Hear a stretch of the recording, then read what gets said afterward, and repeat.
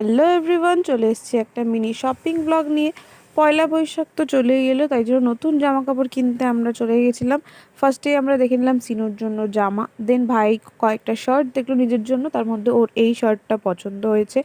দেন আমরা দেখে নিলাম আমার জন্য কয়েকটা ড্রেস। হোয়াইটটা আমার খুব একটা পছন্দ হয়নি, আমার এই হালকা পিঙ্ক কালারটা পছন্দ হয়েছিল। শপিং করে আমরা বাড়ি ফিরে আসছি। এখন টাইম হচ্ছে জামাগুলো ট্রাই করে দেখার। ফার্স্টে সিনু ওর জামাগুলো ট্রাই করলো, ভীষণ ভালো লাগছিলো ওকে, এবং ওরও জামাগুলো খুব পছন্দ হয়েছে।